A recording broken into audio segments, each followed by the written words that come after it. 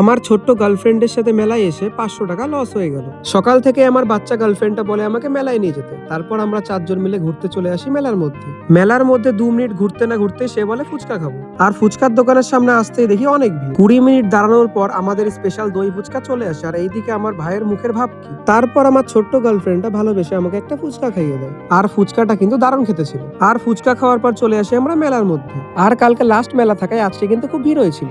মেলায় একটা দোকানে সুন্দর সুন্দর জিনিস দেখে আমার গার্লফ্রেন্ড আমাকে মাথার গার্ডার কিনে দিতে বলে। আর এইদিকে পকেটে টাকা না থাকায় আমি ওকে নিয়ে ওখান থেকে চলে আসি। হুট করে যেতে যেতেই তার চোখে পড়ে যায় একটা পুতুলের দোকান। আর পুতুল হচ্ছে ওর ফেভারিট জিনিস। তারপর আর কি 100 টাকা দিয়ে তাকে আমি পুতুলটা কিনেই দিই। তারপর আমাদের কাছে টাকা কম থাকায় সস্তার মধ্যে আমরা চলে আসি মধুরা কেক খেতে। আর দিনের পর দিন মধুরা কেকের সাইজটা ছোট হতেই থাকছে। আমার 150 টাকা ডোবানোর পরও তার মন না ভরায় সে আমাকে নিয়ে চলে আসে কাপ কিনতে। আর এইখানে আরো আমার 100 টাকা লস হয়ে যায়। মেলা থেকে বেরোনোর সময় আমার উপরে এই পিঙ্ক লাইট গুলো খুব সুন্দর লাগছিল, তাই আমি একটু ভিডিও বানিয়ে নিলাম। অনেক রাত হয়ে যায়, আমরা চলে আসি বিরিয়ানি খেতে। আর এইখানে জায়গা না থাকায় আমরা বিরিয়ানিটা পার্সেল করে নিই। আর এখনো যারা যারা ভিডিওটা দেখছো তারা ফলো করে দিও। দেখা হচ্ছে পরের ভিডিওতে। টাটা।